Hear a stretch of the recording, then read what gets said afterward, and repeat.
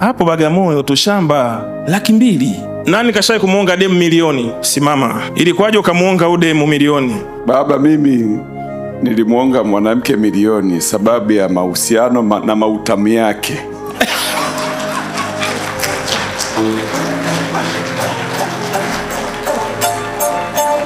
Tuendelee.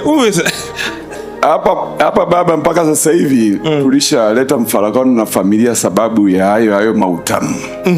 Unakuta umetupia vitu vyetu, ndio sasa mambo mengine pending. Ndio sasa ndivyo hivyo kuonga kupo baba, haijalishi unaonga shingapi, ila wanaume wote tunaonga wote. Hata ukionge 2,000 umeonga. Kwa hiyo kumbe wanajifanya kama wao hawaoni, lakini wote tunaonga baba, sio siri. Sasa huyu dada ulimpa milioni tu au kuna nyingine ulimuonga? Kama unalipa kodi ya chumba baba, sinazidi milioni. Kweli. Kama kwa mwaka na mwaka ujao anakuambia bana, watoto school fees zimeisha, unalipa. Kwa hiyo miutamu ndio imekuvuruga hiyo. Inakuvuruga utamu baba. Sawa. Pointi yangu ni nini? Pointi yangu ni kwamba kama unaweza, hapo umejituliza, naona najua matukio yako, sema amina.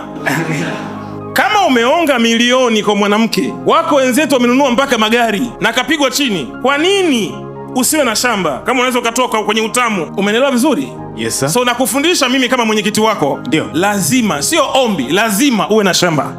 Yes sir. Sawa sawa? Yes sir. Na mimi naongea kwa matendo. Kule wanasema limatakuluna ma la tafaluna. Mimi sizungumzi maneno. Nimekwenda mwenyewe Bagamoyo, nimeona mashamba yanauzwa. Mwanangu mmoja na miaka 21 nafikiri yupo hapa, kalika kijana kamenunua shamba heka 5.